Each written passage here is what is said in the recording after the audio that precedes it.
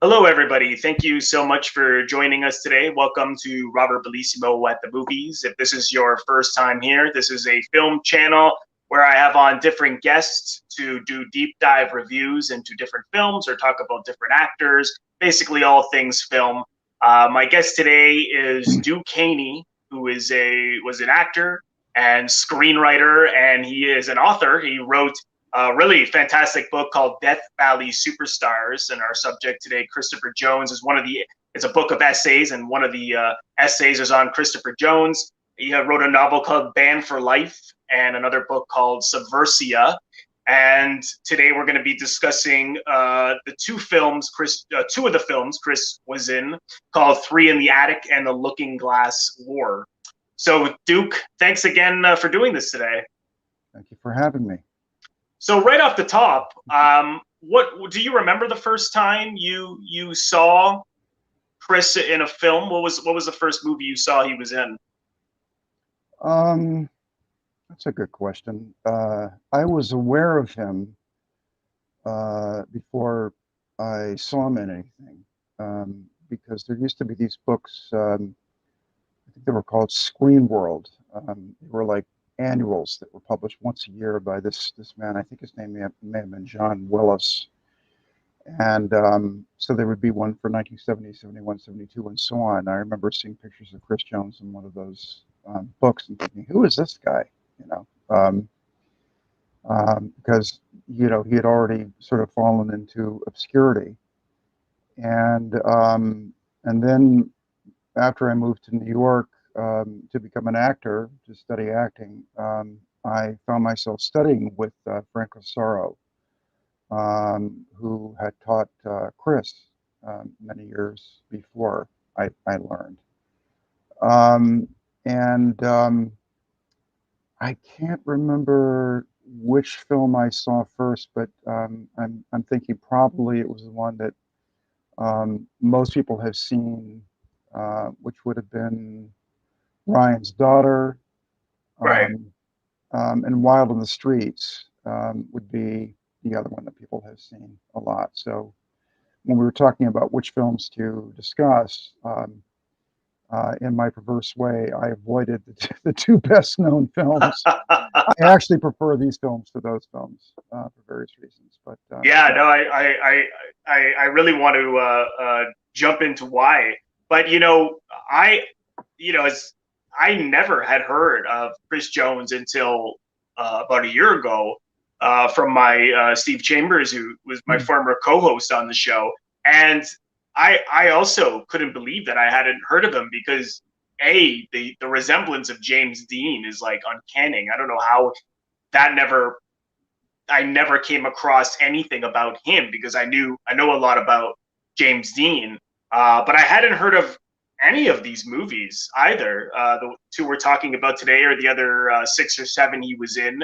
So why do you think he's not as well known today? I mean, some of these films were big hits in the day.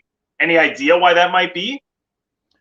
Um, well, uh, um, had he died in a spectacular way in 1970, um, right after, right around the time that Ryan's Daughter came out, he would have some sort of cult following. I think he does have a cult following to this day, but it's a very, very small cult following. Um, Right.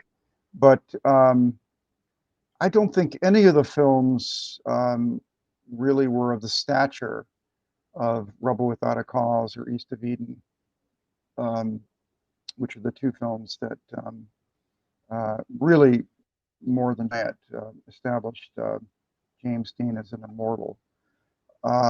So there's just not that association with a part, I think, that really put him on the map. People always say he looks like James Dean and he acts like James Dean, and I know that people told him that from the time he was around 15 or so.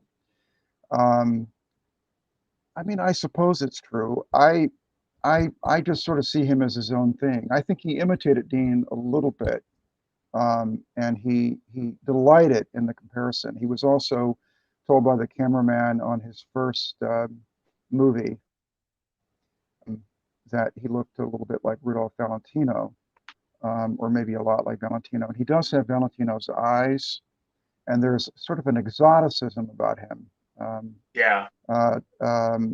Despite the fair hair, which I think he may have touched up, I don't know, or maybe it just sort of went blonde in the summer. Um, but um, but he there is an exoticism about him, um, that sort of Valentino-esque, and he became very interested in Valentino, I think, after he got that remark. So I think basically, if you told him he looked like somebody, he would instantly become interested in that person, maybe.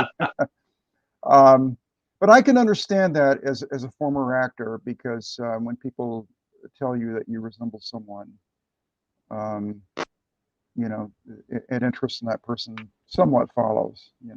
do do you think do you think his interest was to see, because they were famous and successful, to see, well, maybe if I try to mirror them, that'll help me? Or why do you think that would interest him, just because people said that there was a resemblance? Um, well, um, he was effectively an orphan. Um, his mother was institutionalized when he was quite young, and he was placed in an orphanage. He was, shuttled around between relatives. So he had a rather difficult upbringing, and there was tragedy in the family. Even apart from that, his mother, for example, died while institutionalized. And so my guess is that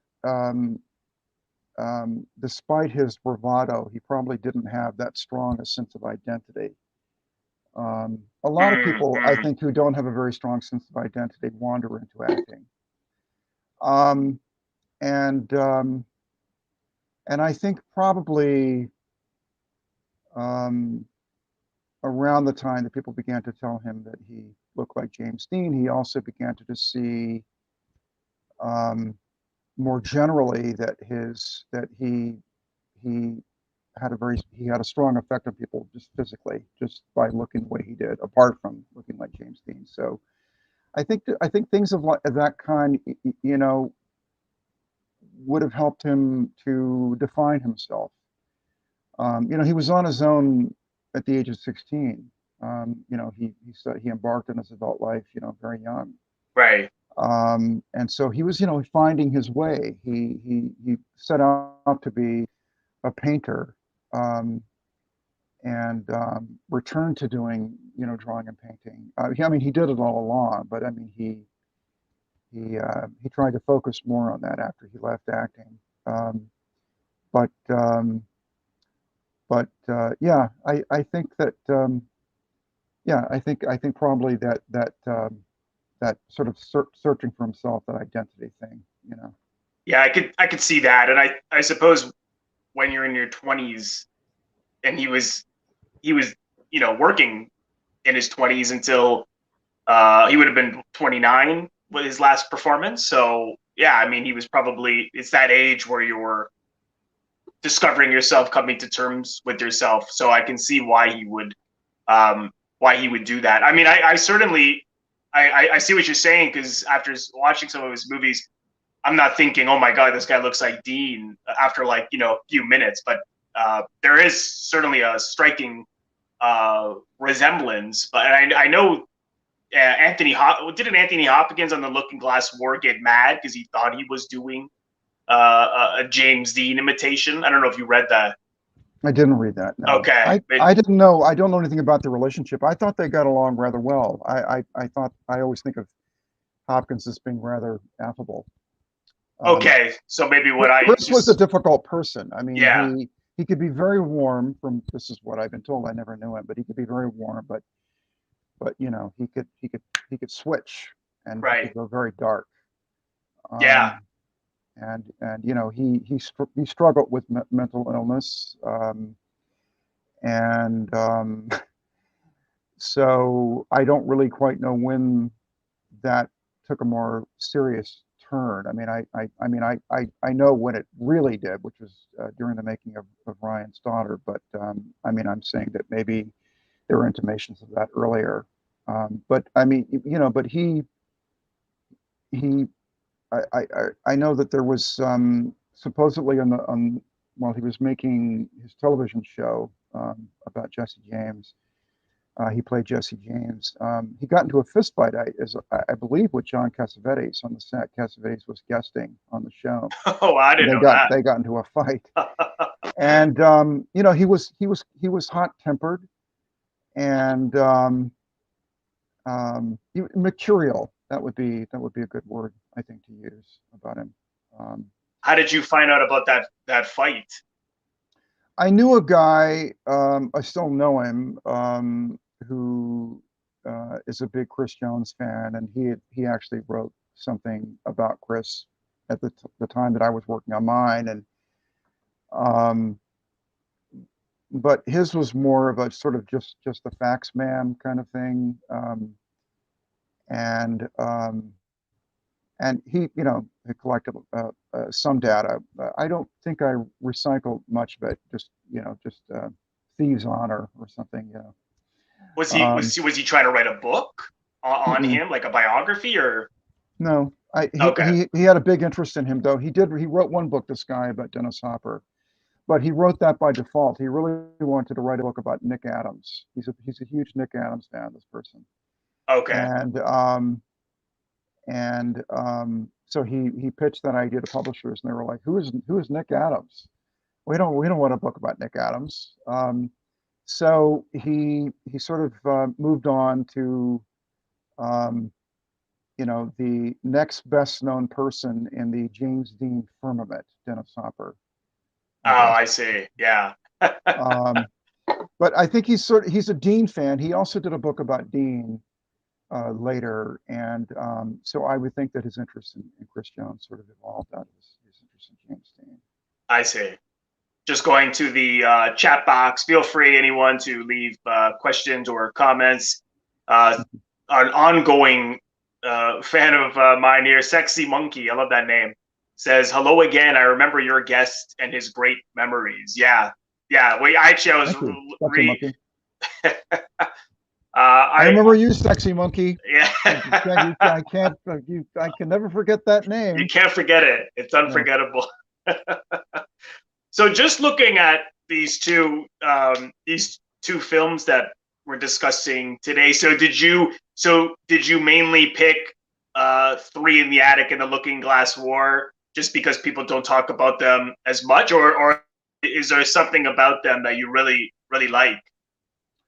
Well, I I've always liked The Looking Glass War, and I could get into why. I know that Tarantino's a fan of that film also because there was an E Channel True Hollywood episode Oh right, about yeah. Chris Jones, and Tarantino was interviewed for it because he's a fan. He wanted Chris to be in Pulp Fiction, but Chris turned it down.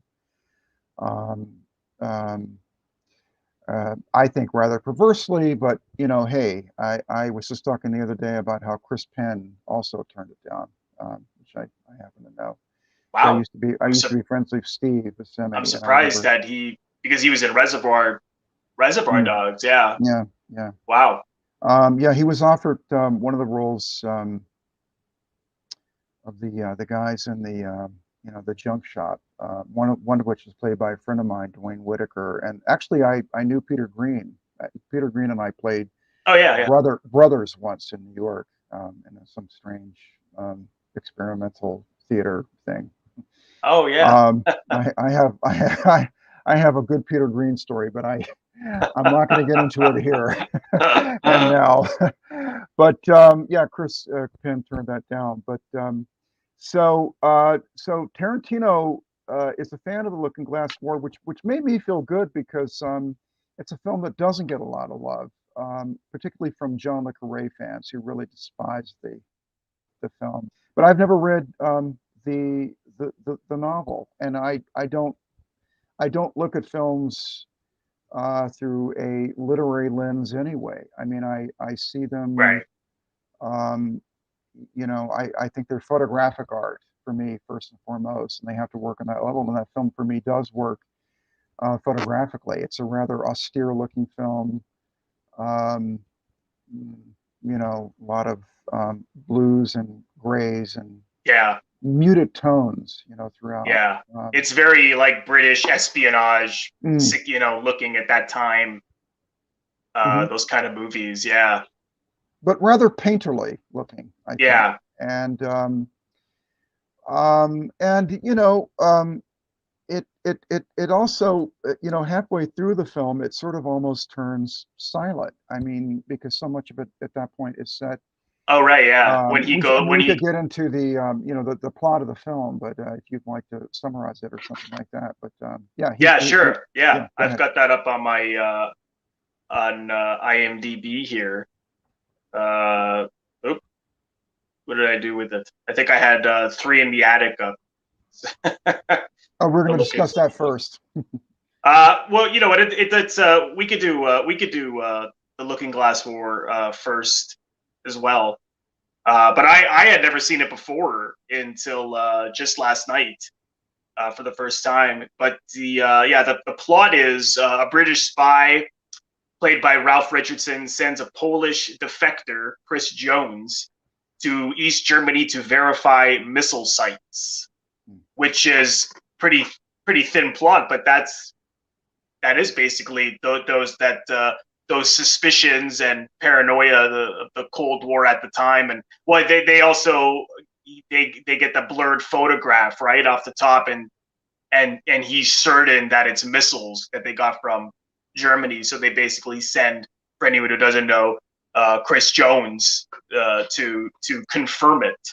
Mhm, mhm, So, but yeah, I mean, it's a pretty simple story in that regard, plot mhm, wise. Is there mhm. something I'm missing? I don't think Yeah. so. I mean, it's sort of it's a story about generations, I think, um, and because you have the older generation, the Ralph Richardson generation, um, and they're very immersed in their World War II experiences, um, and Right. which was very true of that generation of Brits. I mean, they were subjected to constant air raids, and they narrowly um, survived invasion by the Nazis. As you know, and so the war really loomed. It was a huge thing for them. I mean, it was a huge thing, obviously in the States, but we had a different relationship to it than they did. There weren't these constant air raids and so on, and there weren't as many civilian casualties. Right. So uh, these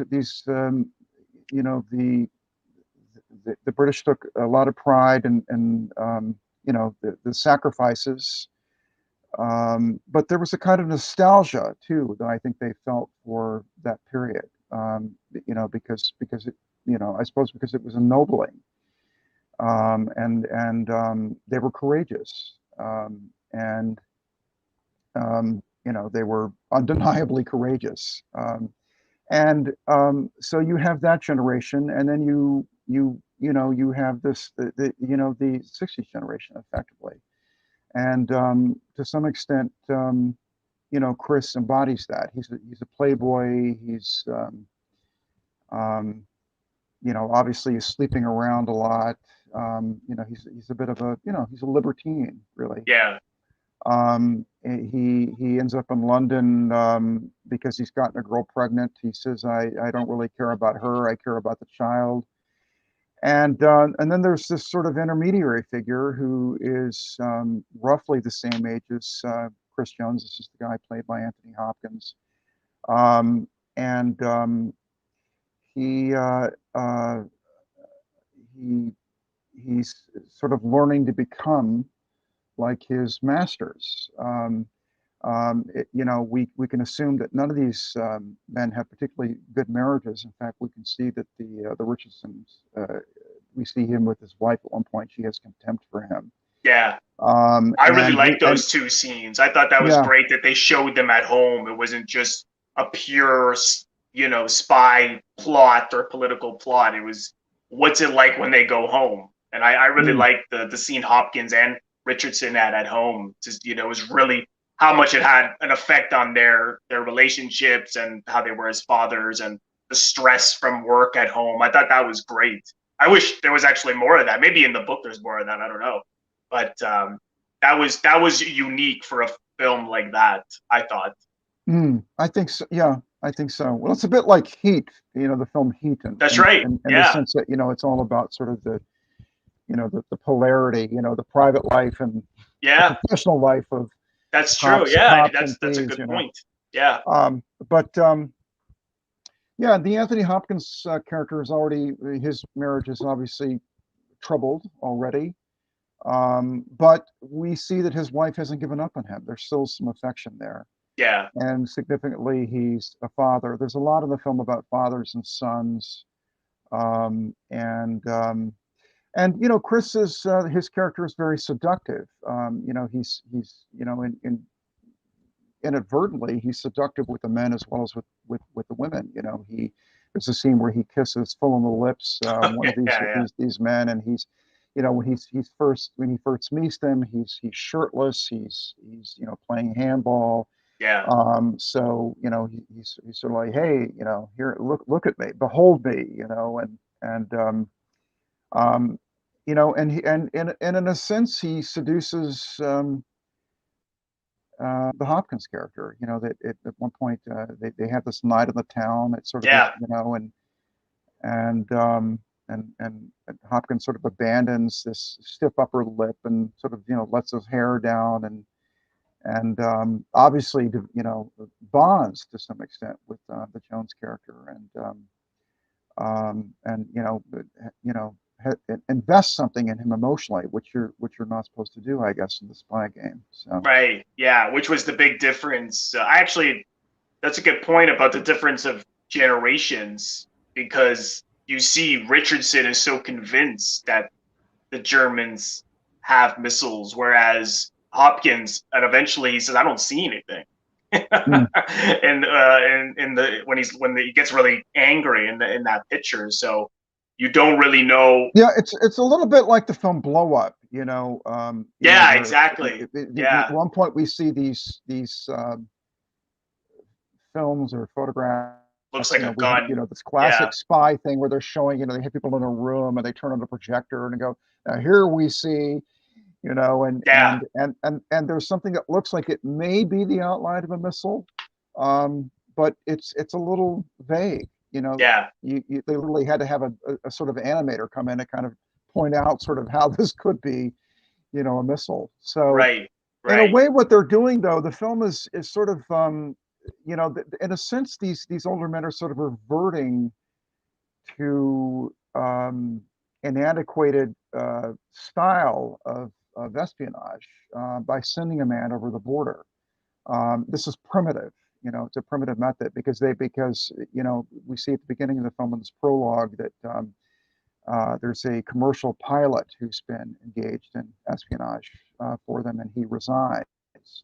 And Right. the film he took of the missile site is lost. And significantly, I mean, this is not much of a spoiler. At the end of the film, we see it ends up in the hands of children, Yeah, um, which sort of just implies the meaninglessness of it all. There's a lot in the film about that, about how meaningless it all is and how yeah. futile it is.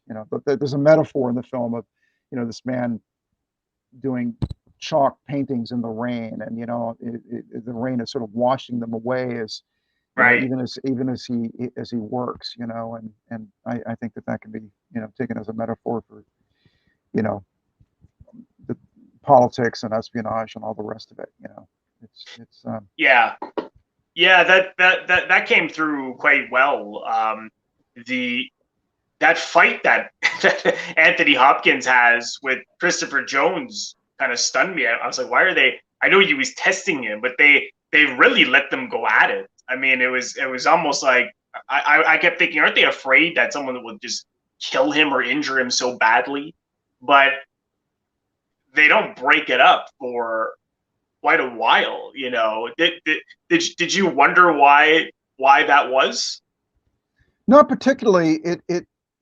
It just seemed to me that there was a kind of latent sadism in these people, and even the woman who is there. I mean, there was a kind Mm, of flirtation going on with. I mean, Chris, his character. I mean, it's very much to me, based on what I know of him, it very much reflects the way he was. I mean, he, in the True Hollywood Story episode, Bruce Glover, the father of Chris Glover, Crispin Glover, excuse me. He did a play with Chris in the early '60s. He said, Chris was sort of a universal sex object. He flirted with men and with women. I mean, he wasn't, I don't think bisexual truly, but I just think he just, took delighted in his physical being. right. And so the woman in the scene seems rather sort of tittillated by the Yeah. and I think that all of the people there were sort of titillated by it, including Anthony Hopkins. Yeah. They're physically engaged. I mean, that's you it the senses are engaged, and literally they're tasting blood, and Yeah. um, and so I don't know. At a certain point, that kind of aggression, I think, overlaps with sexuality, and Mm.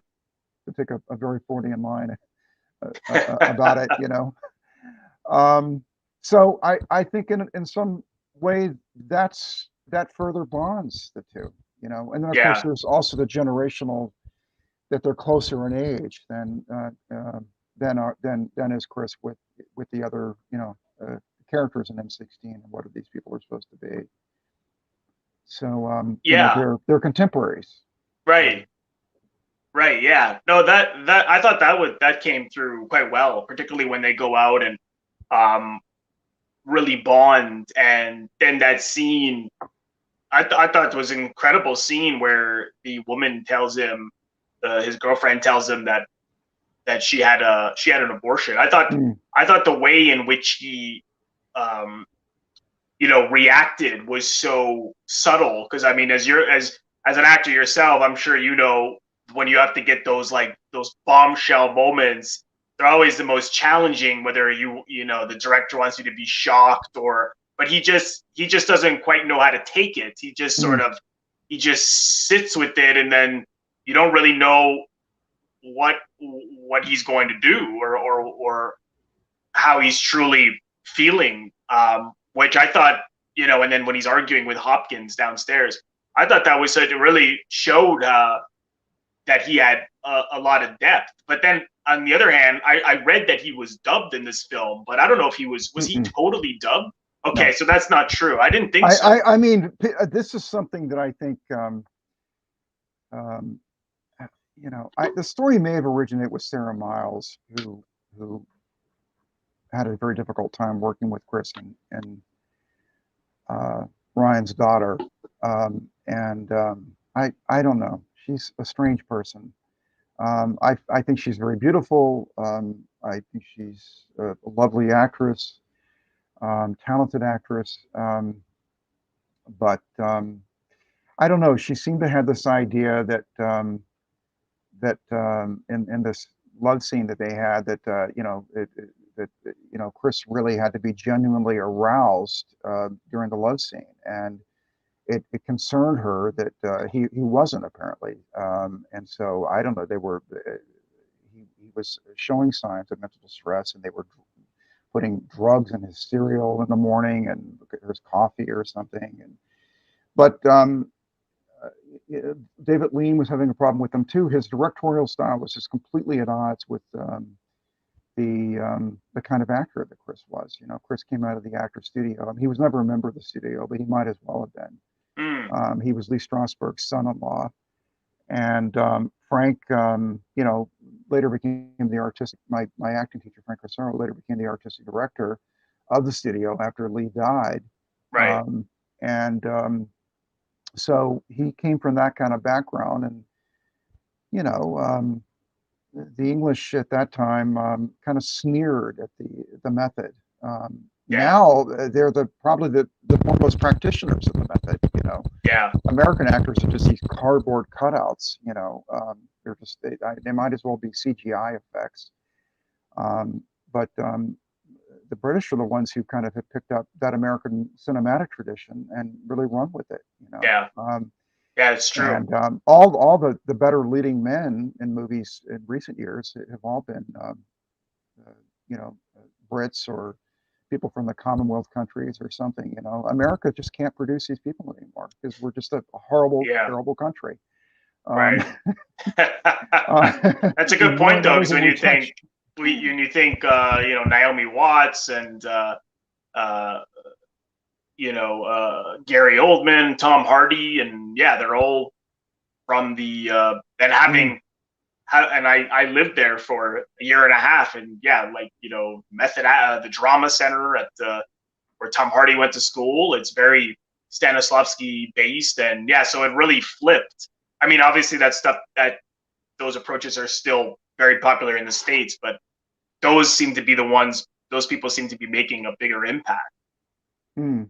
Yeah, I know that I'm pretty sure Tom Hardy has spoken about his affection for that school, Yeah, basically. I mean, you can just tell that he's modeled himself after. I mean, and bully for him. I think it's great that we have people who actually know who these great actors like Brando and Dean and Clift and others who aren't thought quite so highly of artistically, like Steve McQueen, Paul Newman. right. They were all they came out of that tradition or that school. But anyway, um, Sarah Miles does say in her book, which is called "Serves Me Right." Um, She wrote. This is a memoir she wrote. she Oh, says okay. I didn't know she she wrote. complains about Chris quite a bit in the Oh, book, and says that something to the effect of somehow they learned. David Lean had fallen a bit in love with Chris on seeing footage from the Looking Glass War. They were looking at it with the idea of possibly casting Hopkins and Ryan's daughter, and so they saw an early cut of it, and Lean was just riveted by Chris. He just said, he's just got one of those great movie faces, which he yeah, did. I mean, I've yeah, always said that Chris is just, whether he's well known or not, he's, from my point of view, a great movie star. Because to me, a movie star has nothing to do with how famous a person is. It just has to do with a quality that they have. And yeah. he had that quality in spades, and Lean recognized it immediately and opted for Chris over Anthony Hopkins, who's a far better actor than he is movie star. Right, right. Um, and with Chris, it's the reverse. But he wasn't. No, he wasn't a bad actor. No.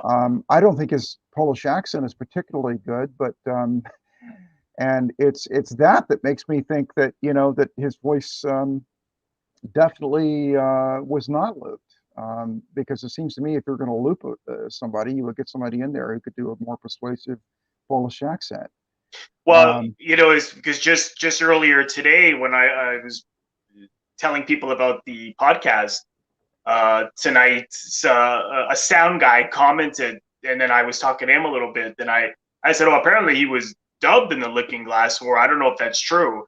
I And don't think it is. yeah, and he said, as a sound person, like you could tell if an actor is completely dubbed, and I don't. I mean, just it just seemed to match his mouth way too perfectly. Unless there's just no way, I can't see that. You can usually tell when someone is completely dubbed. You I know. think some of those later scenes when they were supposedly in East Germany, I don't know where they really were. It just says at the end of the film generically that Europe. Oh, thank you. Um, but but I think a lot of that was looped. I think possibly Pia Degermark, if I'm saying the name correctly. Yeah, I think so. I think she was probably looped. But I didn't get the impression. That sounds like Chris's voice to me. Um, Yeah, and so I think I think that Sarah Miles and David Lean chose to believe that Chris's voice had been looped in that film because they were sort of constructing their own legend of him as being this impossible, you know, um, untrained, uh, savage actor. Um, Did and she also? Did Sarah? Was it Sarah Miles who was also saying, "Oh, he was like catatonic on the set"? So like when you mentioned like they were drugging him, or what was it about that love scene that she said that he couldn't, he wasn't getting aroused or something? Well, I've forgotten now. It's been a while since I was immersed in all this material when I was preparing to write for him about him. But um, first of all, he he refused to do the scene. Um, he said, if I remember correctly, they'd scheduled the scene for a Sunday, and he said, "I can't do a scene like that on a Sunday." He said in a later interview, "I found religion all of a sudden." Now, religious disturbances are characteristic, you know, of the mentally disturbed. Um, Right. so I don't know how seriously to take him on that. And then also she was married to Robert Bolt, the screenwriter, and I think he is supposedly objected on that basis too. Well, she's married, or something like that. So this just completely confounded everybody. They're like, look, I mean, this is the whole reason we cast him. I mean, you don't say that you're not going to do a scene Yeah. that's integral to the film. Um, but but then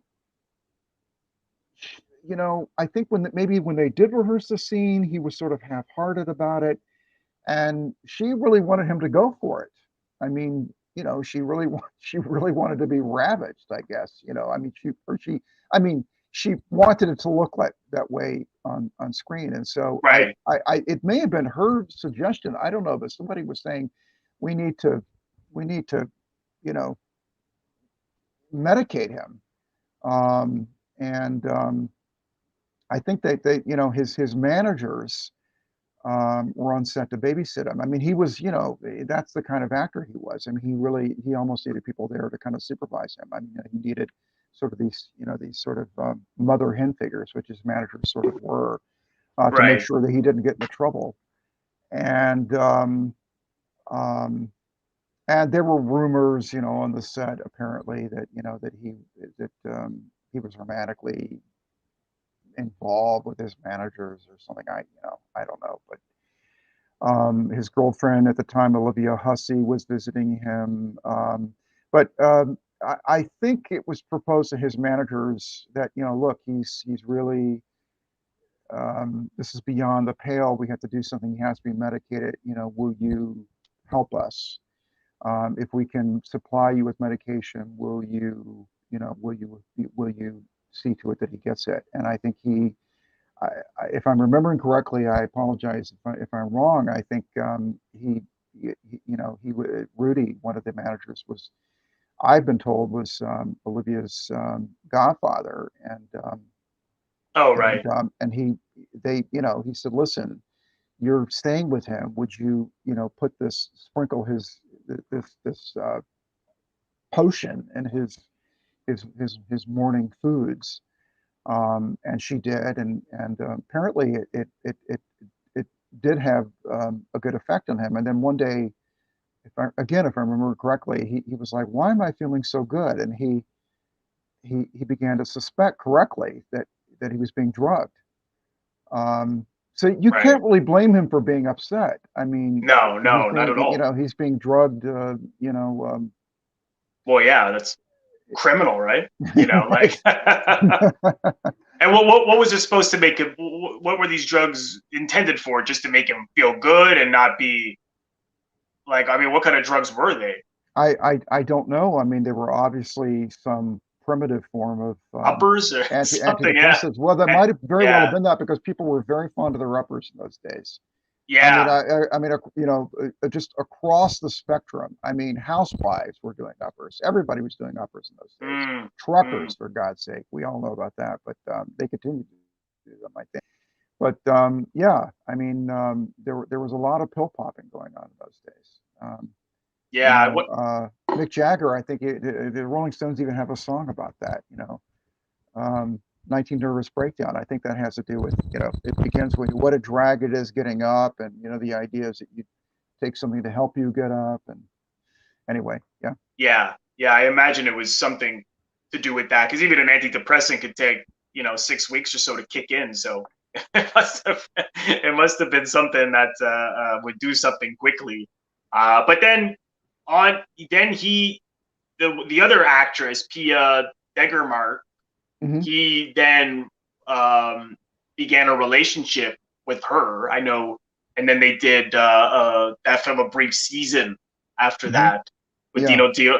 Did I the one part about the film that I didn't quite. I mean, I understand someone had to help him, but it seemed quite random that this woman with this boy showed up and just sort of, I you rather know, like the fact that they never really explained the relationship of the two. I just sort of like how mysterious. It's rather dreamlike, that whole yeah, yeah, it part of the film. was, And yeah, but I mean, by then I think it's very well established that that he's he's sexually magnetic, and right. women are drawn to him. People are drawn to him. I mean, he has to fend off homosexual rape, in the film at one point. And Oh, right, with the trucker. That's right. yeah, Yeah, yeah, yeah, and yeah. so I completely accept that, that Yeah, that's a good way of looking at it. this Yeah, woman would just take one look at him and go, okay, that's I'm taking that.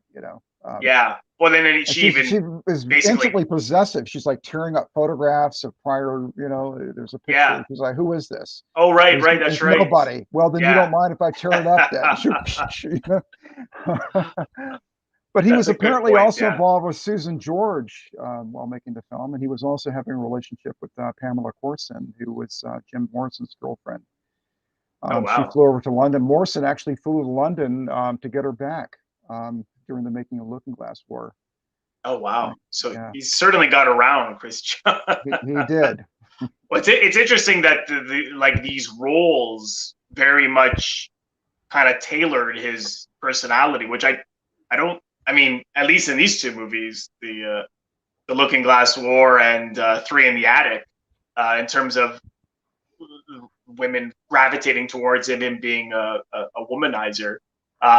Did I actually just before I continue in the chat box? I know Elaine Jackson is says hello. This is how I heard about Death Valley Superstars. Really, by the way, again, really good book that Duke wrote, which is a collection of essays on Oh, um, I think I have it various. here. There we go. There it is. Yeah, such a great book. There's a long essay that really goes in depth about Chris Jones' life and career. And for anyone who doesn't know, if you Google him, it's hard to find out a lot of information about him. So you have to read Duke's book if you're interested. But Elaine says, I think Chris was badly mistreated. Sorry, I think Chris was badly mistreated. See Making Ryan's Daughter by Paul Benedict Rowan, which came out in 2020. The book is sympathetic to his point of view. Oh, I didn't know that. Did you Mm, know that there was a book? That book? mm-mm. Okay. Chris, Elaine may have said something to me about that in an email or something like that. Hi, Elaine, because she read what I had written about Chris, and she got in touch with me. And I mean, she's a better researcher than I am. She found things um, that I had never seen. And then there was a friend of hers who she turned him on to the book, and he's got this whole obsession with Ryan's daughter and Chris Jones. And um, I feel bad about that guy because he used to PM me on Instagram, and I had to block him because every time I went on Instagram, I was just like, "Hi," and I just couldn't take it. I'm I'm too polite to like not answer somebody, but I guess I'm passive aggressive enough to block them because I just couldn't. I was like, look, I need to be able to just go on Yeah. Instagram and not get like 5,000 questions about him. But this guy also, um,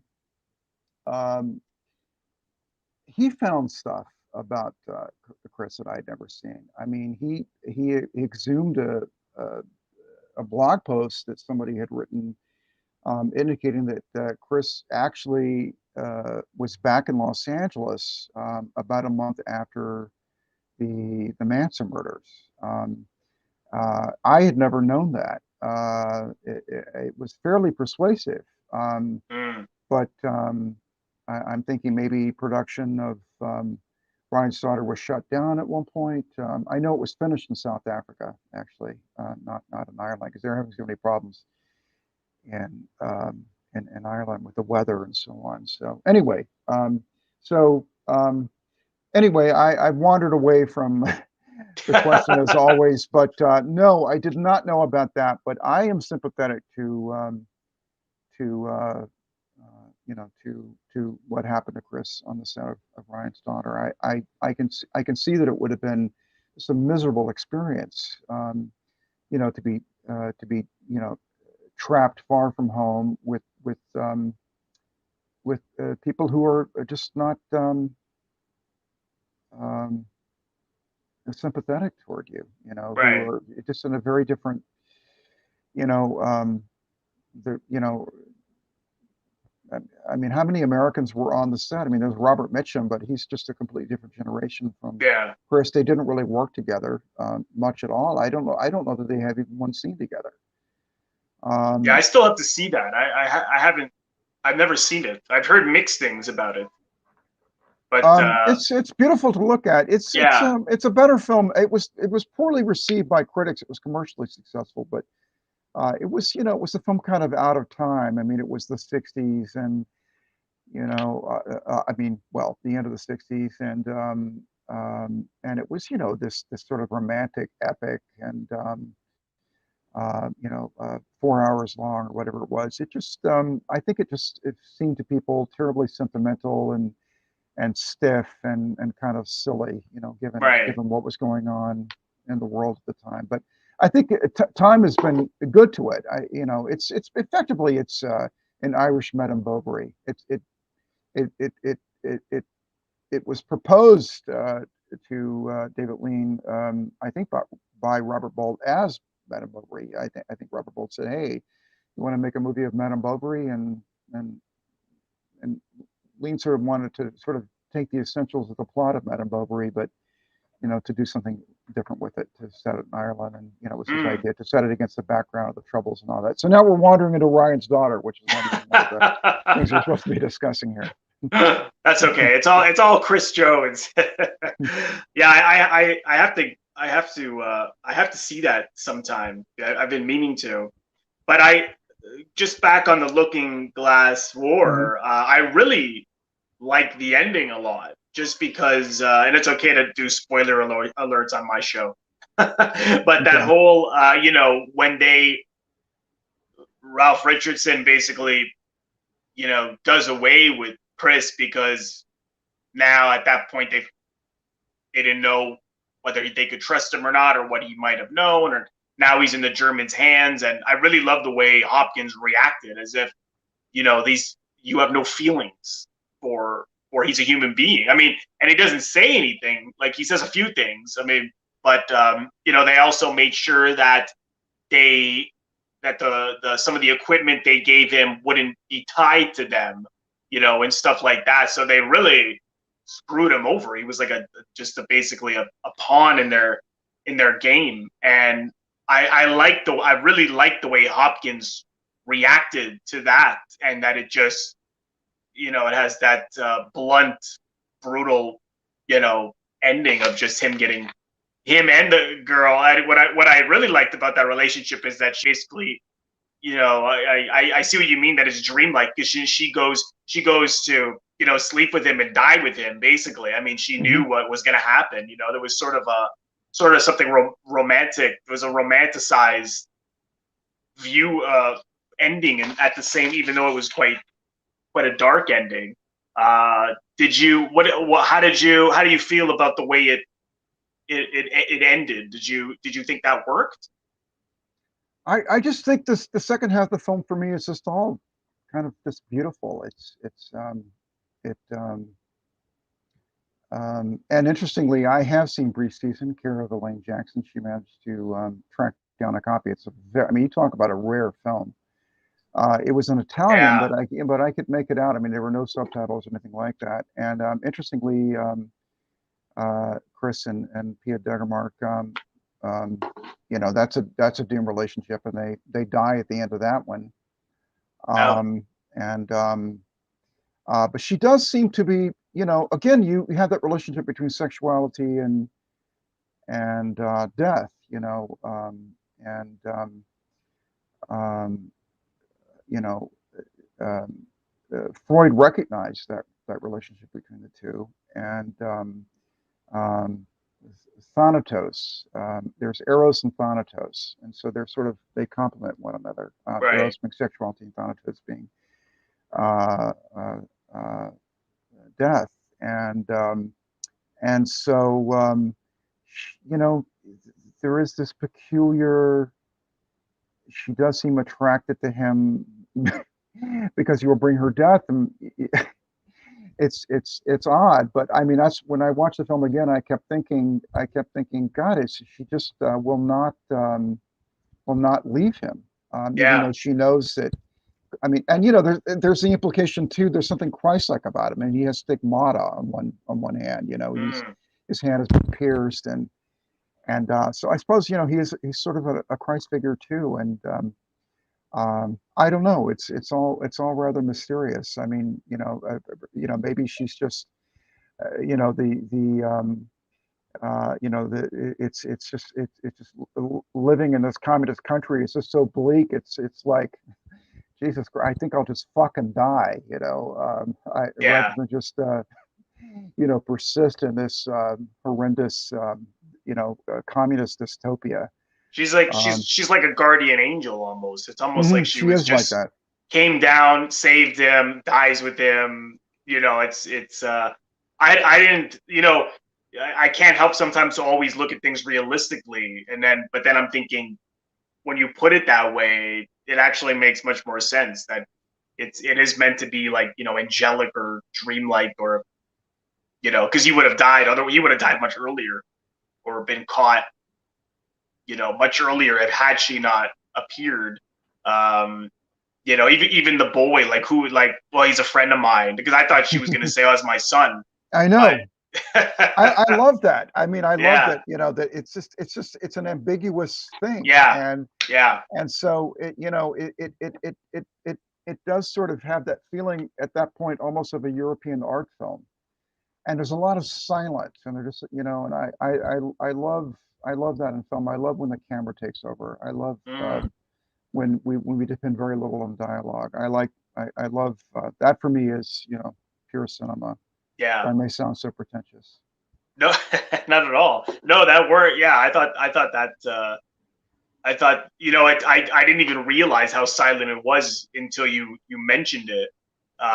Wasn't there also some talk that people thought this was going to be an action film, and then I think wasn't Anthony Hopkins sort of confused, like, how are you going to make this? There's no action in this so-called action film.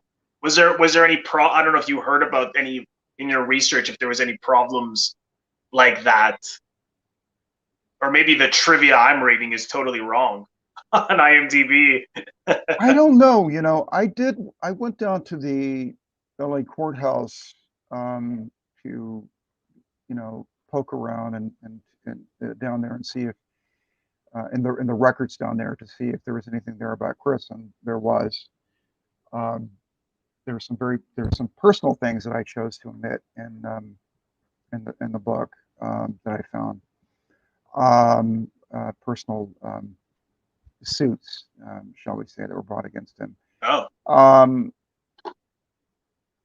but there was some legal fallout somehow from the Looking Glass War. He was involved in litigation of some sort following that film, or as a result of that film or something like that. I know that I don't think this was related to it, but the thing I'm talking about, but I know he had a contract with American International Pictures, AIP.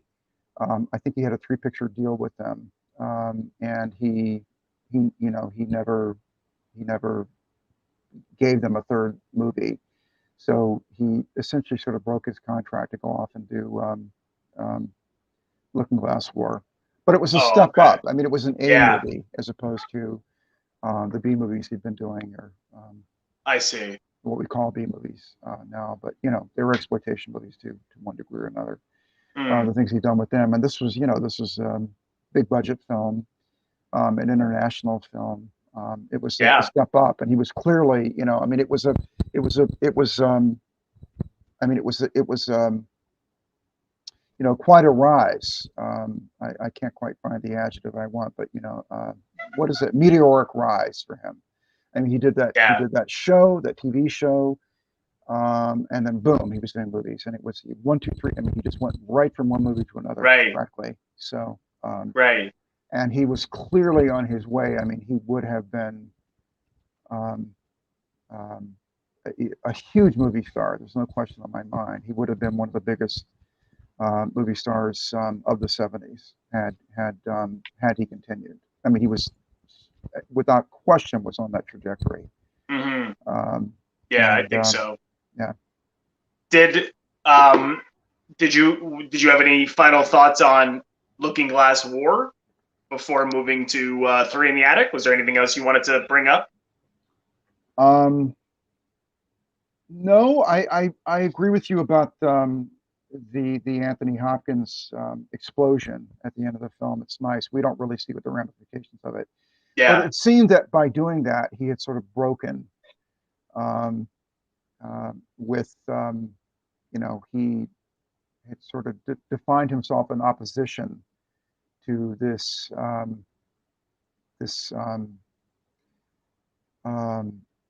the austerity of the seniors. This sort of lack of humanism, and this indifference to life. Um, yeah. and so we can hope that he went into another line of work. Well, If he wasn't assassinated for knowing too much after he had left, but yeah, because clearly it would seem that his wife would have preferred that, that he do something different, and we don't want to see him end up with the sort of marriage that Ralph Richardson has, or you know, so so we can hope from that explosion that there were consequences that benefited the Hopkins character. And in that sense, maybe um, the Jones character actually um, he may have salvaged in his Christ-like way. He might have right. salvaged or saved the Hopkins character. That would have been his one legacy, perhaps. Yeah, that's a good point. Yeah, I mean, perhaps in the book there's it goes. I don't know if the book ends there. Maybe there's more.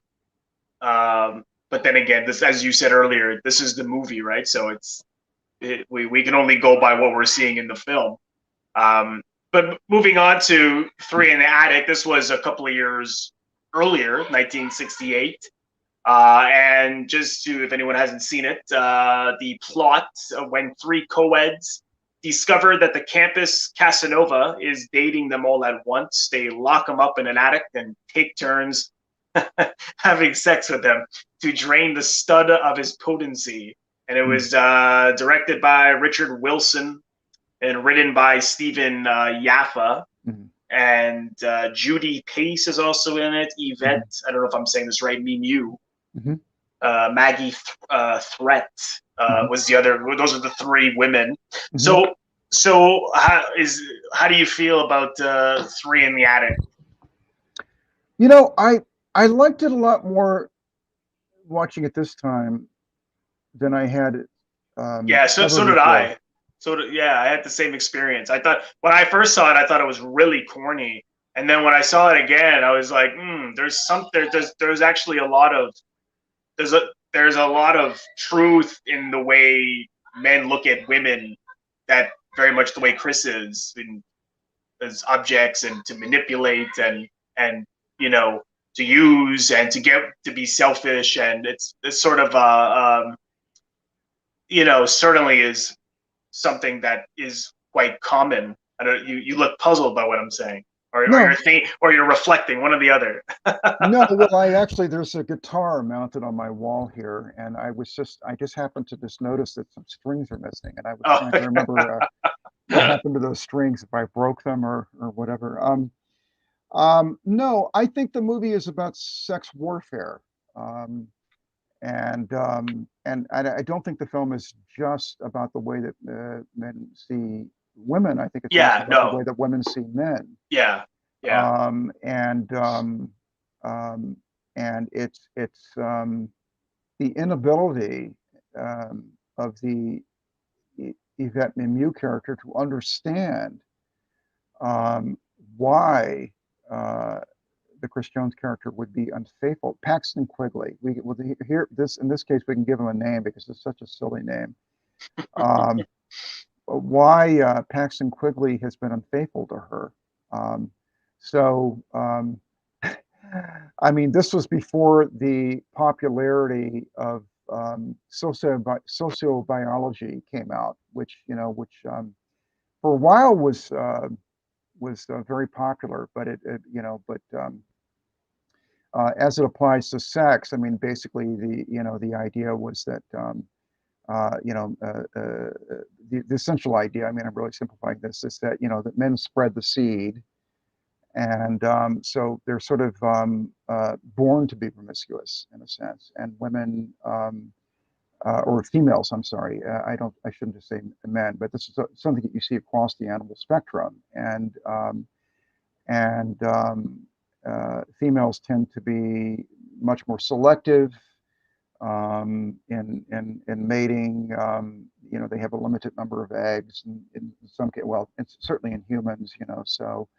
Um, so they tend not to be promiscuous. And I know that this is an idea that's offensive, perhaps to progressives now, because they want to believe that men and women are basically exactly the same. They just happen to have this different genitalia, but hey, that's nothing. That can be done away with very easily. So, but anyway, I so it's really her revenge that she visits on Chris, basically. The Paxton Quigley, her character's revenge on him. I mean, it's sort of her. She's the one sort of pulling the strings and getting the other two girls to comply with her, and she's utilizing a female sexual strength there, which is that women can recuperate from intercourse a lot more readily than can men. Um, so they just sort of sexually exhaust him. yeah. And he's like literally dying. He's being fucked to death. Well, um, that was both funny, but also like it was sadistic and funny at the same time, because I think they I don't think they necessarily wanted to kill him, but it was almost as if they wanted to ruin sex for him forever. That's how I took it. I don't know if that's what yeah, how you saw it. no, it's interesting. Well, he Make him says right sick of it, away, right. Well, he says right away in the film that he says that he announces immediately in a voiceover that he is a casualty of the sexual revolution. Right. And his dilemma, of course, is the classical male movie hero romantic um, dilemma. Do I commit or do I not? So it's rather conventional. The film is rather conventional in that he is, um, you know, yeah, he's trying to determine, well, what do I settle down? Do I Right. want to grow up? Is this growing up? um, there was a lot of distrust in the 60s of the sort of white picket fence idea. In fact, they talk about in the film, John Beck, I think it is the name of the actor, who later has some success. But he's sort of Chris's sounding board, The Paxton Quigley's friend, sounding yeah, board, right? And they're always just, so Paxton goes to this guy and it sort of relates all yeah, of his adventures to him, and and he says at one point, I'm thinking of moving in with her or settling down with her, and this is just horrifying to the John Beck character. He's like, and he has he says something about his distrust of that whole domestic thing. yeah, What you see throughout the film is that there's a lot of male complicity and female complicity. The guys, there's a motel that Paxton Quigley keeps renting for his assignations, and the elderly proprietor of the motel is, he's kind of like, hey, if you need any backup, just give me a ring, and yeah, and and Chris's frat brothers. I mean, he's kind of a I mean, they just dig the fact that that he's so successful with girls, right, and there's a lot of wink, wink, nod, nod going on between him and all the guys. But obviously there's a lot of female solidarity in the film also. yeah, So and that all sort of rings true to me to this day. oh yeah. Um, so but I agree with Camille Paglia that there's truth in sexual stereotypes. Um, Yeah, no, that really stood out to me. I don't know why it didn't the first time. At first, I just thought, yeah, okay, he's womanizer, and he eventually,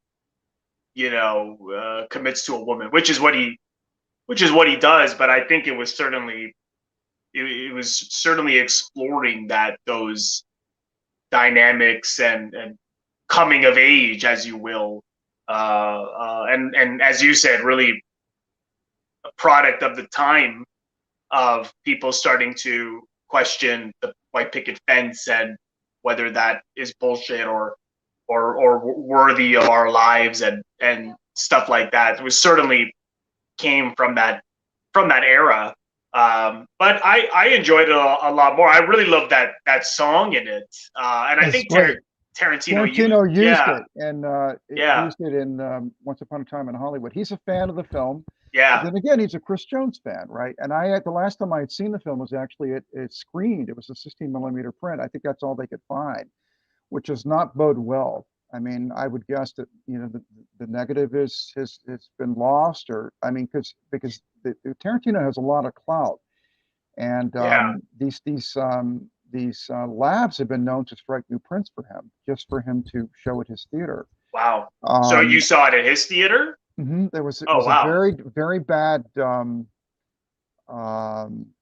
damaged 16 millimeter print that they showed, and the reds had all kind of turned a bit magenta, for example. The color was a bit washed out. Um, and Actually, I ran into somebody there. It was showing at a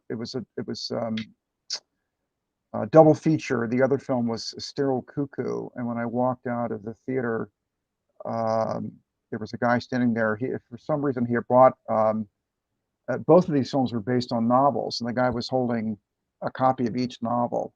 And I had not even realized up to that moment that Three in the Attic was in fact based on a novel. Um, the name of the novel is not Three in the Attic, however.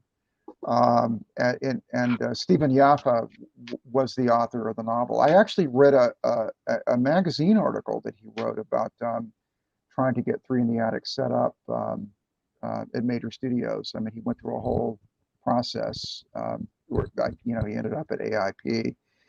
Um, but Well, I they guess they they said to is this a story where they said, well, you'll never get it made because it's too, because of the censors, you wouldn't even be able to get released. But obviously by '68 you could have a film like this because now the Hays Code was gone and it was the rating system.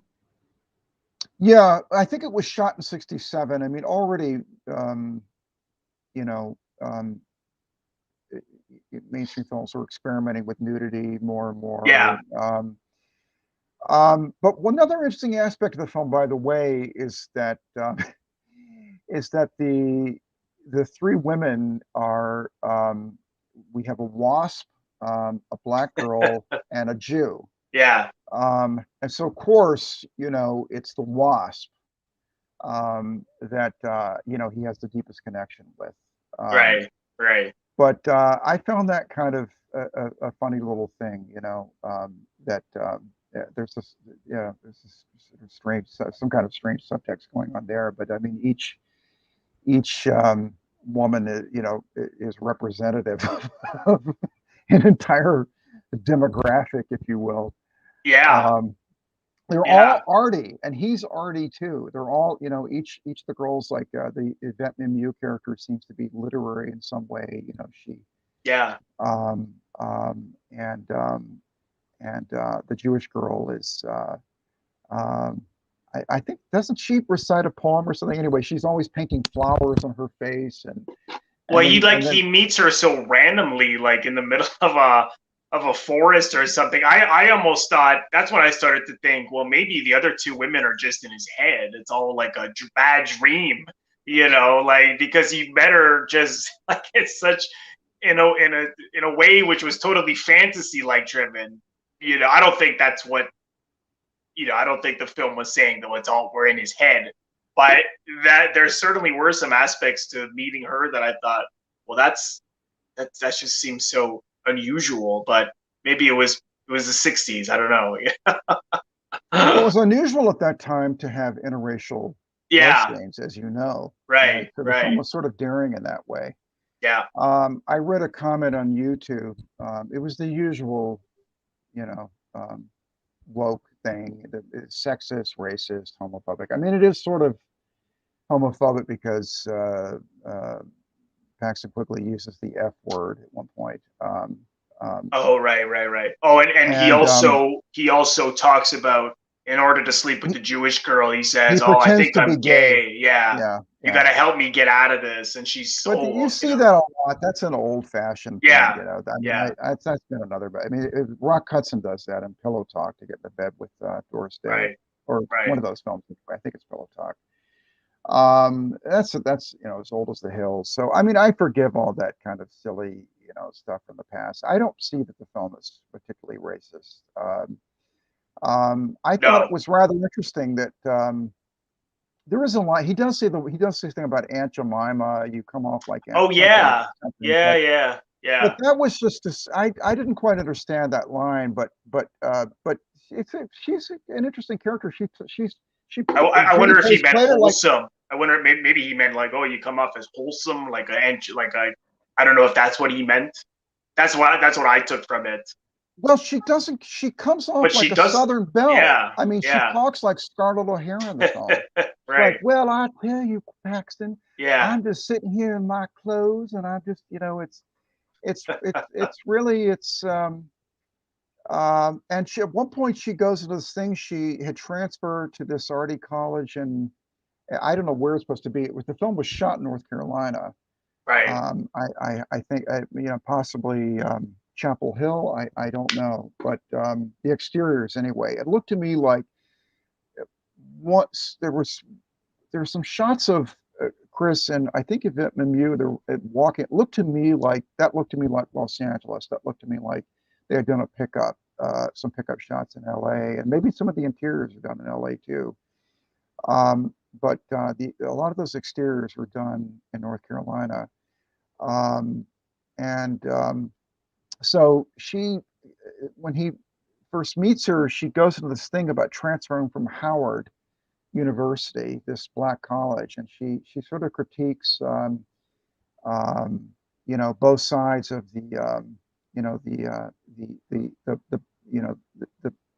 the black identity at the time. You have the militants on the one hand, I guess the sort of proto Black Panthers, but then she is critical also of these sort of um, black students at Howard who were sort of modeling themselves after white people, and so she had just sort of gotten out of the whole situation Right. and gone to this arty college. I don't know that line. It was really weird because it comes about when he discovers that she's teaching uh, uh, Yeah.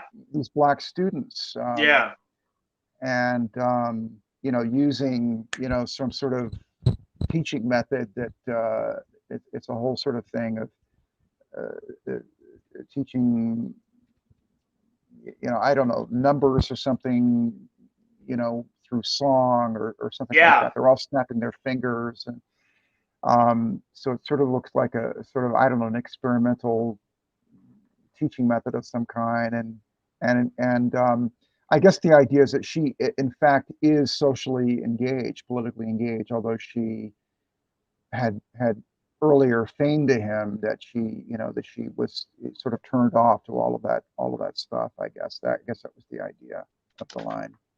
Yeah. Yeah. It could be. It did sort of, you know, it did sort of not shock me, but it just seemed out of place. But I suppose one has to reflect on why he may have said that. But yeah, I enjoyed it much more the second time. And was there anything you discovered in when you were researching Chris Jones about the making of this film? Was this a better experience for him? He said something somewhere about basically he just had to go to the set every day and get into bed with different girls, and so it was a lot of fun. I think he's very good in the film. I mean, Yeah, he is. to me Yeah, it shows that he had a untapped potential for comedy. I think yeah. he has a nice comic touch in it, and he's very expressive facially, um, and one point he's wearing black leather pants like Jim Morrison, his romantic rival Jim Morrison. Although maybe they were not romantic rivals yet. I know, but uh, once again, he sort of, he's a sex object in the film. I mean, Right. and that makes him sort of an unusual actor at the time, because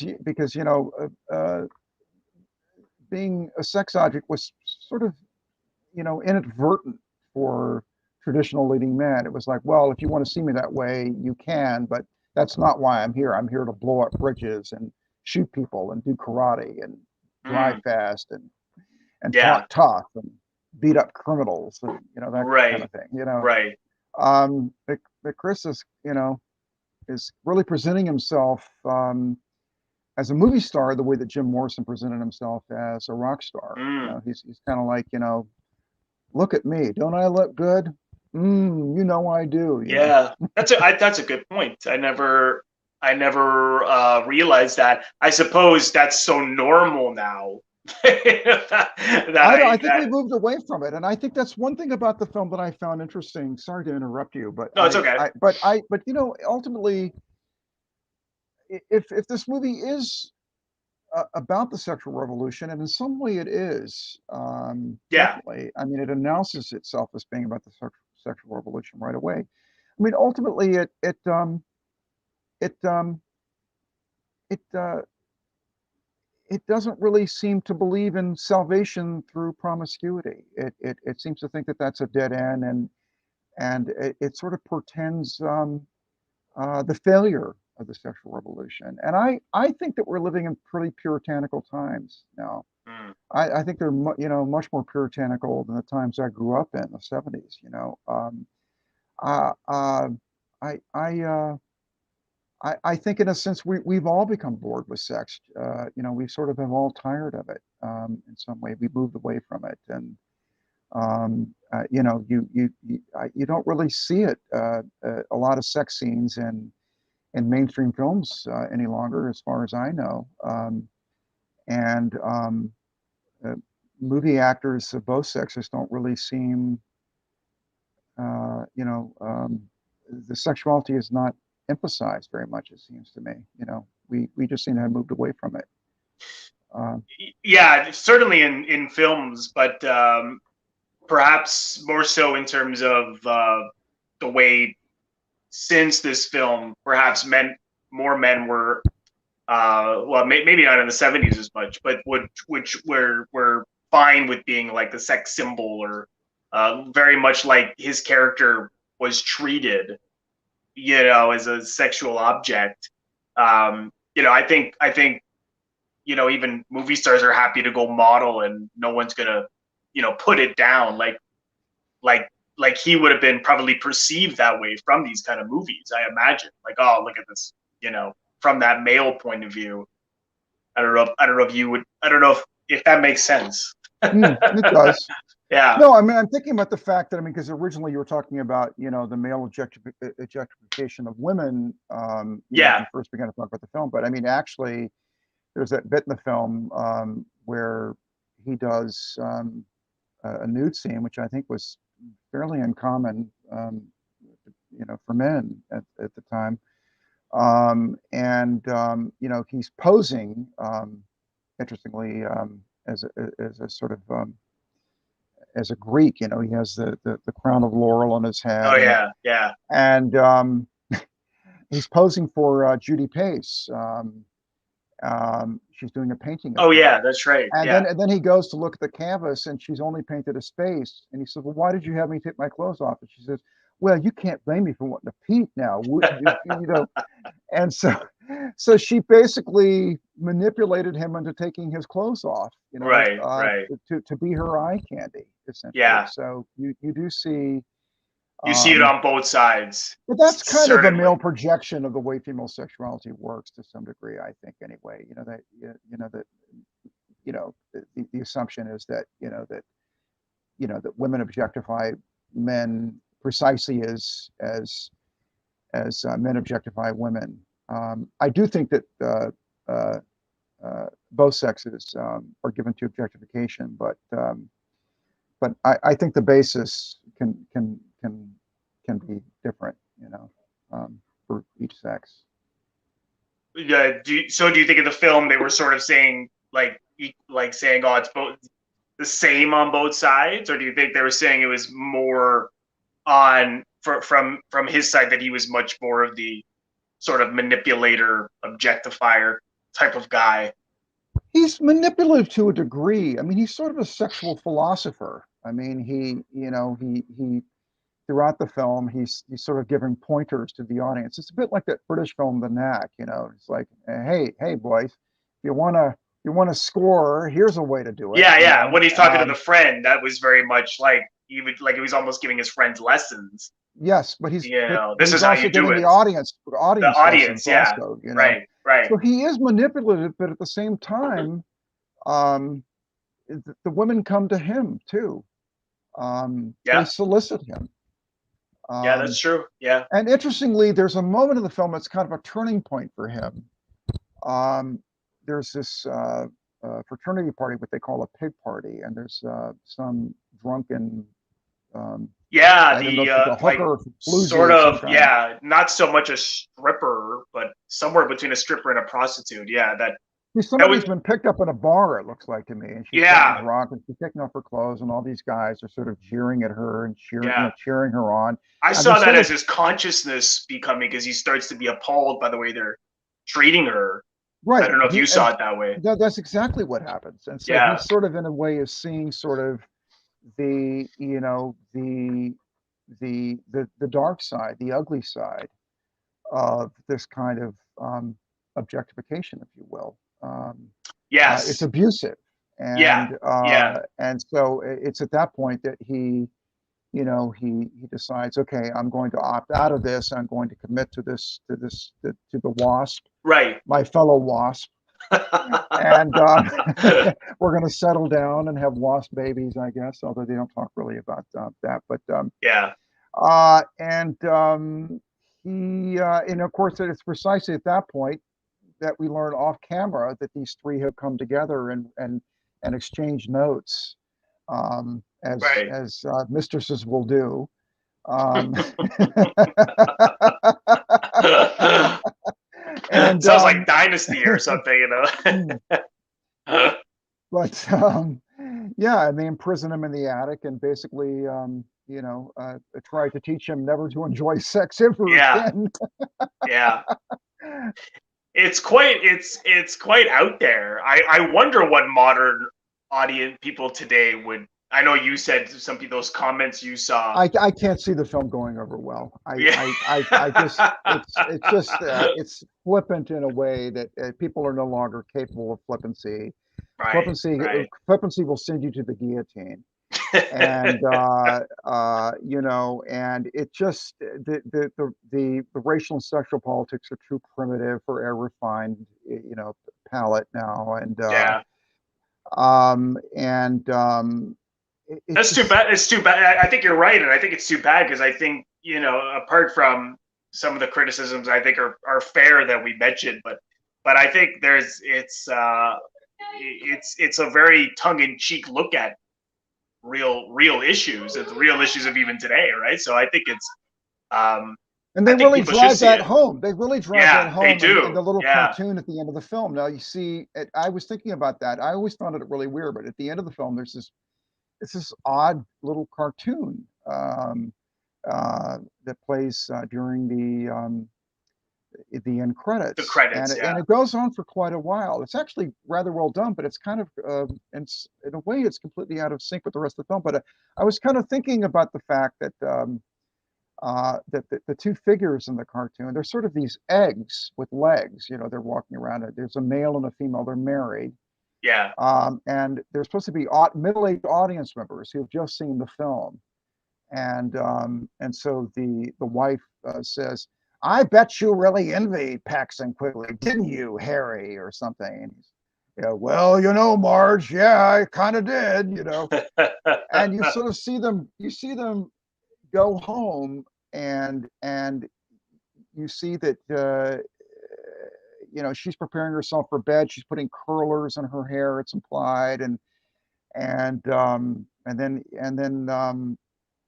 he makes a pass at her, and she's like, "Oh, forget it," and so you kind of in a way see the future of the Chris Jones character and the Yvette Mimieux character, through this little cartoon. I mean, this is what it's going to turn into. I mean, this is the white picket fence, this yeah. sexless, Oh, right. Yeah, kind yeah, of, um, you know, uh, you know, marriage, in which the people are sort of, they're together, but not really together. it's kind of like the end of The Graduates. I think this Mm, came out, which is similar, right? Which was right. around the same time.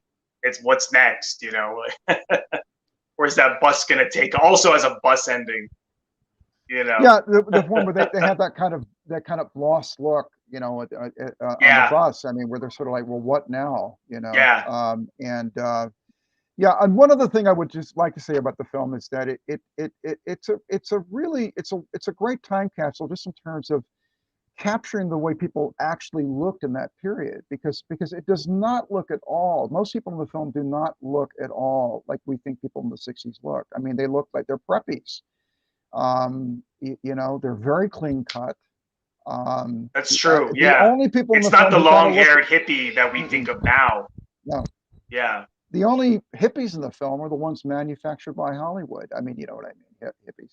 Like Chris yeah, is wearing like love beads at one point, and right. the Jewish girl is painting flowers all over her face, and Yeah, she's kind of a quasi beatnik anyway. She looks sort of more like a beatnik character than a hippie character. But Hollywood could yeah, never quite distinguish the two anyway. right. And the hippie did evolve out of the beatnik, but she has these black bangs like the beatnik girls, and she sort of wears a lot of dark colors and all that. So she Yeah, sort of much looks like a much bit like more a of that. widow. Yeah. Yeah, yeah, yeah. Much certainly much more of that sort of look as opposed to the flower child. When we think back. Yeah, she looks a little bit more when she's not painting her face and stuff. She looks sort of more like the girl who'd be snapping her fingers at the Beatnik Cafe. Yeah, You know, dig it, yeah. man. That's Someone was a friend of Ginsberg or something. That's what I thought. Uh, Yeah, no, Hmm. it's a fun film, and like I said, the only version I think that's easy to find is the one on YouTube with all those '80s commercials. Whoever put that up, it's like a bad print, and you have to just fast forward these some late night TV.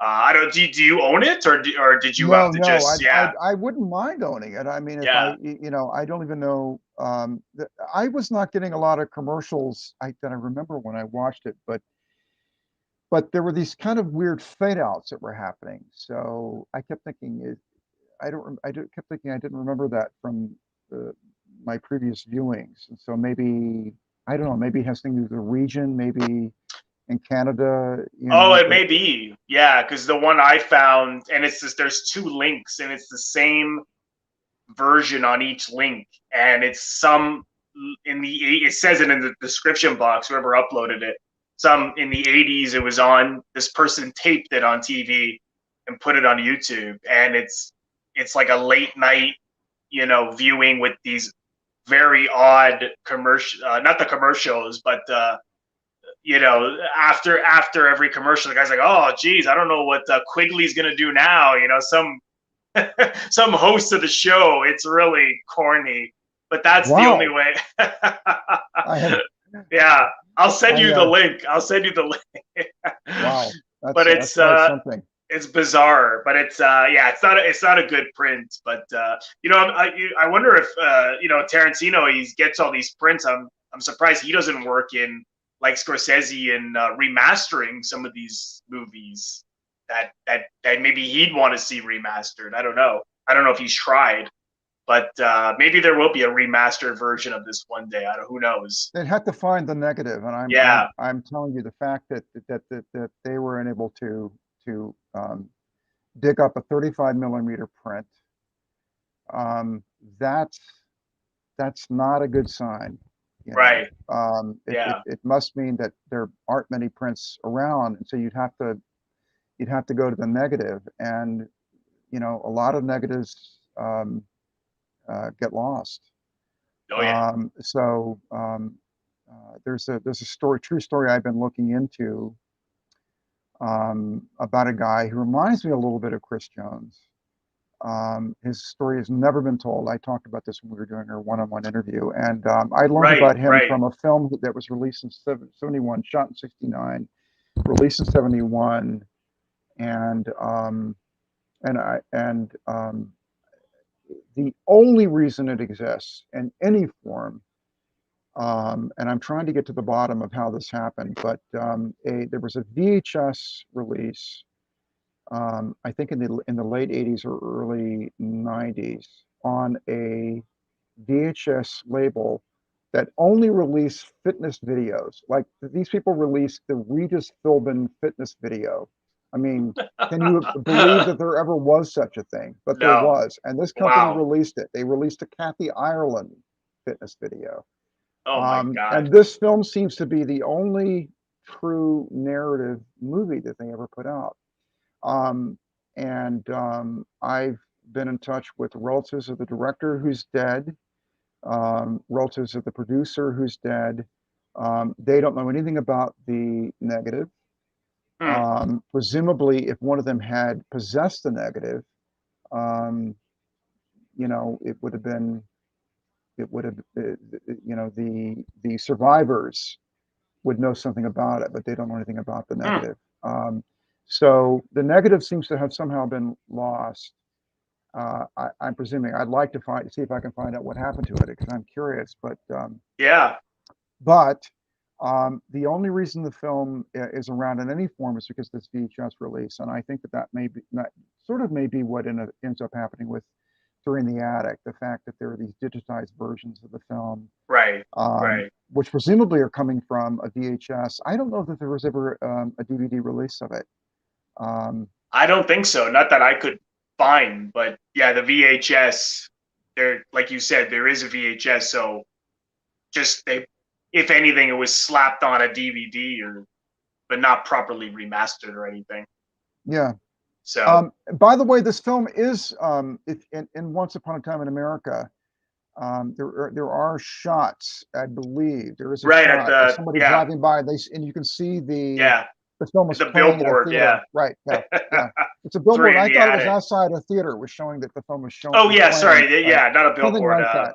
Yeah, I know what you mean. The Yeah. Showtimes. Yeah, Yeah. yeah. Because I only saw that not long ago, and I noticed it. I was like, oh, there's the Chris Jones reference, and plus the song, as we mentioned, the great song in this film, theme song is in. It's so I love that song. I mean, Yeah, I walk around singing it to myself all the time. You know. it sticks with you. Well, even Wild in the Streets, the other film, that song, That's a great song too. I that's agree. another Yeah. one. You know, that's Um, such a.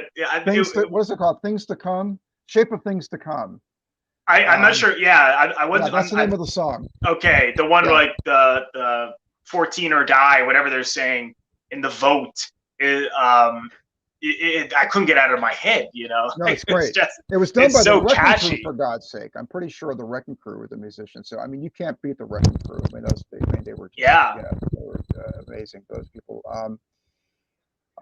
But yeah, I sort of like Wild in the Streets. I just it doesn't really quite work for me. It doesn't quite cohere for me. You know, it's just not. I don't like the way it's lit. Again, going back to the whole photography thing, and I don't know, the casting's a little weird. It just doesn't tonally. It just doesn't quite come off for me. I think Three in the Attic tonally, Yeah. it's a little better. Um, Yeah. although I respect the audacity of Wild in the Streets. Yeah. But Three in the Attic is also audacious, I think. Yeah, yeah, they certainly both are. I mean, they were wait, I think yeah, they were both quite big money makers, at least in the drive-in circuit. Uh, they both, from what I read, they both did quite well, and I think that's really what got him Looking Glass War. So, um, but if it's unfortunate that he had such bad experiences with the drugging and his mental health that we didn't see any more from him, other than that one film from the mid '90s. But Yeah, yeah. No, yeah, he just had his fill. I mean, he was in terrible psychological shape. Um, uh, Even his advocates will say now that he had a some sort of a breakdown. Um, um, Although I think there may have been some denial of that earlier, but he's offered various explanations for it over the year, or did over the years. But in effect, I mean, really, I mean, he was just, he said at one point he was exhausted, and I you know, given his turbulent romantic life and the fact that he was just going from one movie to the next, boom, boom, boom, boom, boom, it's understandable yeah, that he would have been exhausted. I think, oh yeah, oh yeah. I mean, from all you wrote in your book and from what I read, I can't say I can't say I blame him from walking away. But for anyone who's interested, in Death Valley Superstars, Duke's book, as I said earlier, he's got a great essay on Chris Jones, which really goes into detail about the life and career of Chris and why he may have left his career in 1970 after Ryan's daughter. And it has great essays on Elizabeth Taylor and Marilyn Monroe and so Steve Cochran and so many Yeah, a lot of other people. Well, yeah, yeah, yeah. so many great essays. Thank you. So Well, you can and I got that on Kindle, Amazon. Is it? Can people get that directly from? Do you sell that directly, or is it purely Amazon? And I don't sell it. You can okay, get it through any online. You can order it from a bookstore. You can order it, from any online retailer. It's very cheap on Kindle. I wanted it to be cheap. because I think it's absurd to pay $10 for an ebook or something. I mean, Yeah, I'm forced to do that in my research for. I mean, I'm always researching things, and I'll have to yeah, buy some $10 or $15. It's like absurd. yeah. Books are insanely priced. I mean, 10 for me for a Kindle is much. Bookstore it's a $50. I'm like, oh my god, I know they're beautiful, but so Well, it's a I'm lot of always cash. willing to pay for a hard copy of a book because books are, they're, you know, for me, they're the greatest objects, and I wish more people treasured them and understood what a treasure they are. Yeah, But I agree. when I was a kid, when I lived in New York, I mean, if you walked into any person's apartment, I mean, everybody had a library. Everybody had shelves packed with books. Right. And as soon as I got out here, I go to people's houses and they're like, "No books. Where are the books?" Yeah, You know. they're on their phones. If they're even if they're on their phone, that's assuming they have ebooks. But Mm, you mm. know, no, I agree. I love to buy books. I just space wise, the Kindle is a little more convenient. But yeah, you No, can get I it. use it occasionally. I mean, I do. It's a tool, but it's just, it's it really is like a thing of film. There was a time when I stopped going to the movies. I have to say, I was just watching things at home, and then I began to go back to watch movies. And it makes a difference. It's a big difference seeing it on a huge screen in an auditorium. Oh yeah, And it's the same with books, But people just don't seem to care about that experience, Or they all yeah, claim that they're too busy. I can't. Oh, I'm just too busy. Um, but they make time for all sorts of silly things. They make time to post on Facebook and Twitter and this and that, But they don't make any time to read. They don't make it. They never have time to go to movies, and they just want to do everything on their phone. So I don't know. You get what you pay for. Robert, you turned sideways.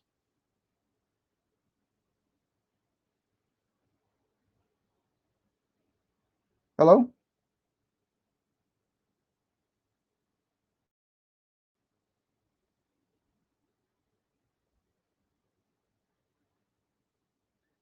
Well, it looks to me like the show is over.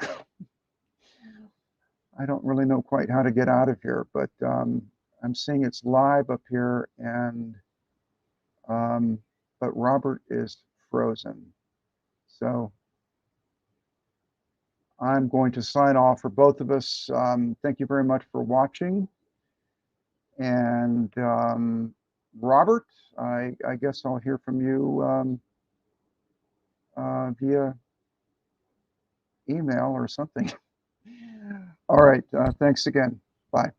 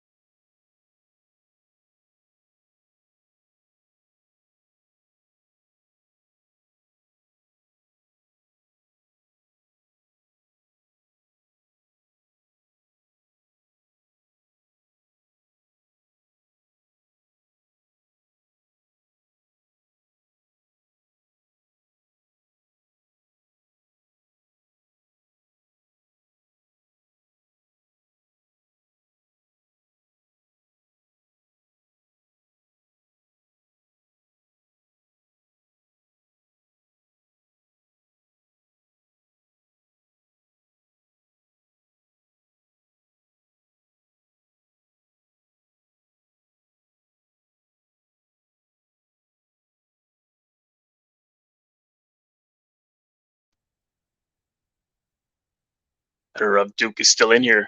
Sorry about that, folks. I seem to have had a technical difficulty, but we were done anyways. I think Duke was talking about books or people not making time for books. So sorry about that.